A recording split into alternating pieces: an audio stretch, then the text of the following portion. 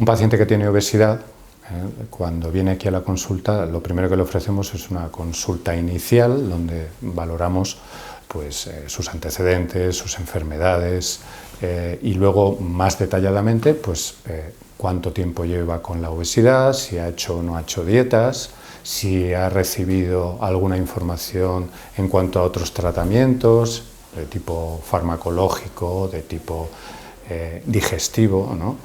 Y bueno, pues una vez evaluado al paciente se le informa si le vemos como candidato posible a entrar en un programa de cirugía bariátrica, dependiendo de su peso y de estas características que comentamos, ¿no?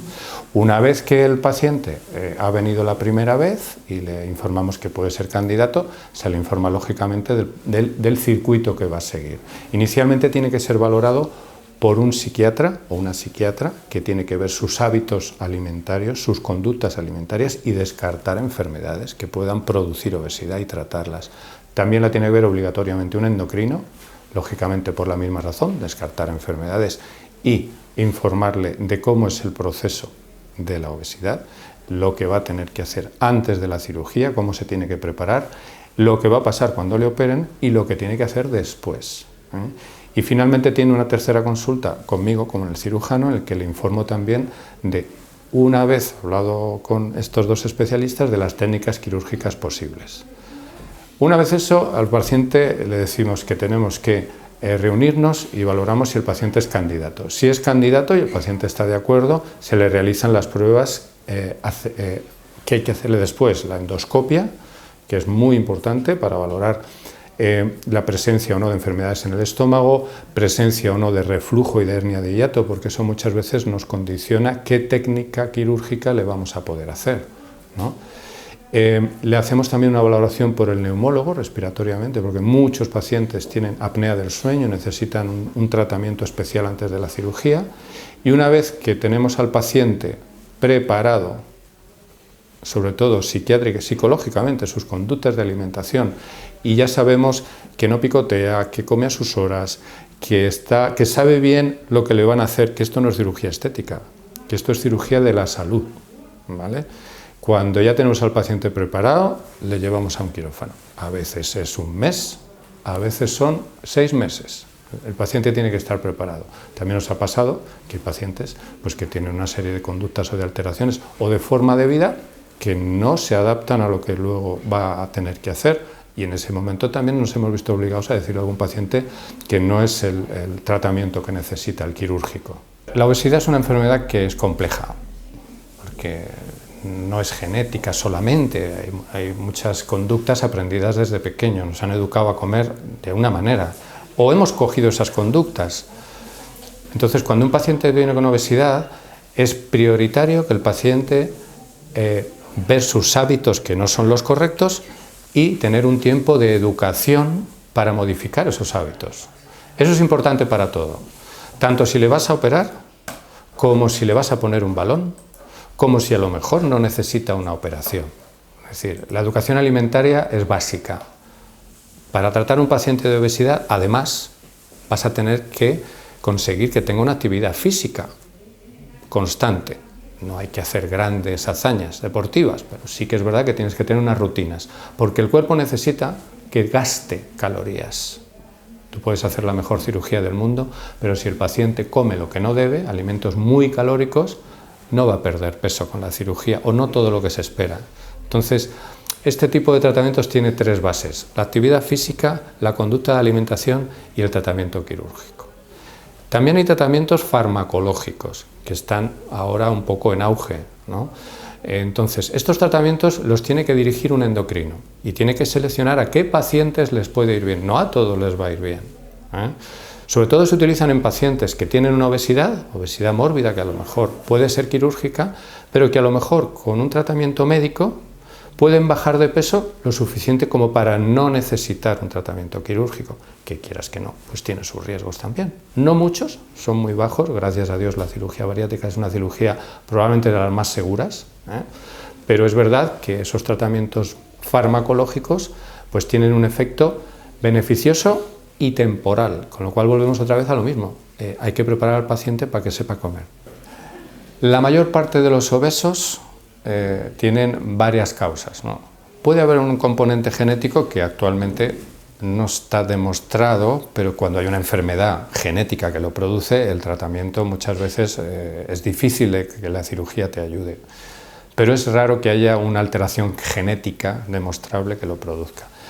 Suelen ser por problemas de conducta o de educación alimentaria, que suelen ser durante años. También hay periodos de la vida, que es muy típico, una paciente que te llega y te dice: yo he tenido niños, cogí pesos y ya no me lo quito. Eso pasa con mucha frecuencia.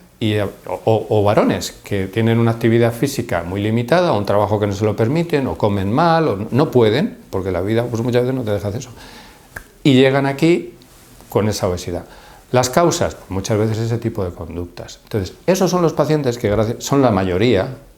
Hay otros, que se me olvidaba decirlo, que pueden tener enfermedades endocrinas o enfermedades psiquiátricas, que son tratables y que muchas veces corrigiendo eso se baja peso y no necesitan a lo mejor una actitud más agresiva como una cirugía, ¿no? Pero la mayor parte son alteraciones casi de la conducta alimentación. Las cirugías bariátricas lo que producen, básicamente hay dos tipos. Las que son restrictivas, que dejan el estómago más chiquitín, te cabe menos comida y tu cabeza entiende que ya te has llenado. Entonces, bueno, vas perdiendo peso. Pero al perder peso también se produce, puede producirse anemia, pueden producirse pérdidas de calcio, de vitaminas. Entonces, en esa técnica restrictiva no es tan frecuente, en la del tubular, no necesita tanto soporte de medicación, pero puede ocurrir. Y luego la otra técnica, que es la malabsortiva, como el bypass, que lo que hace es que reduce el estómago a un bolsillito chiquitín y luego la comida la llevamos por un intestino a un punto del intestino también donde la absorción de nutrientes es menor. Con lo cual ahí sí que se pierden calcio, vitaminas y puede haber anemia. Y ahí sí que es obligatorio, y es un tratamiento habitualmente de por vida, el que el paciente necesite sus vitaminas y sus análisis. Cada vez menos frecuentes, se van espaciando en el tiempo, pero sí, es necesario. Estos pacientes necesitan un seguimiento prolongado. Pero, lógicamente, los efectos de la mala absorción o de todo esto que hemos dicho con las técnicas pues son a largo plazo, porque el paciente va a perder peso, pero también a cabo de 5 o 10 años algunos pacientes ganan un poquito de peso porque se adapta al intestino o se adapta al estómago, ¿no? Entonces es verdad que estos pacientes los debe de seguir un endocrino durante años. Eso sería lo ideal, porque es verdad que hay que hacerse analíticas, hay que tomarse estas vitaminas que damos, hay que ver los niveles que tenemos de hierro, hay que ver los niveles de calcio, una serie de controles que son necesarios y que se deben hacer, pues eso, durante una serie de años. El primer año hacemos 3 controles, por ejemplo, el segundo año pasamos a los 6 meses y a partir de ahí suele ser una vez al año, los controles analíticos y las visitas por el endocrino. El psiquiatra a veces también tiene que trabajar después, porque no siempre todos los enfermos han conseguido una actitud perfecta o vuelven a hábitos que tenían antes, con lo cual hay veces que también tenemos que llamarlos: oye, que no estás haciendo las cosas como pensamos, quizá, pásate por aquí que te vea la doctora, y reforzamos un poco todo, ¿no? Bueno, simplemente decirle a los pacientes que la cirugía bariátrica supone un cambio en la vida, a mejor, que necesita compromiso por parte del paciente y que necesita un equipo de gente que se dedique a esto y que le pueda aconsejar bien. Es decir, hay muchas imágenes o publicidades que yo creo que a veces no son todo lo buenas que deben ser y que hay que pensar en el paciente y no solo en la estética, ¿no? Entonces, pues bueno, yo les aconsejo que busquen siempre consejo en unidades como puede ser la de Nova, en las que yo creo que cumplimos esos objetivos. Está ocurriendo porque hay gente que se va concretamente a Turquía y a otros centros, al extranjero, a hacerse una reducción de estómago y vuelven. Entonces, enfermos que habitualmente o no los ha visto un endocrino o no están preparados mentalmente para lo que es esa cirugía, y ya tenemos algunos en nuestra comunidad incluso que han tenido complicaciones después de venir de una cirugía de este tipo. Entonces, lógicamente, esto es lo peor que puede hacer un paciente. El tema económico, lógicamente, de estas cirugías es importante, pero la salud es mucho más. Entonces, eso es totalmente desaconsejable.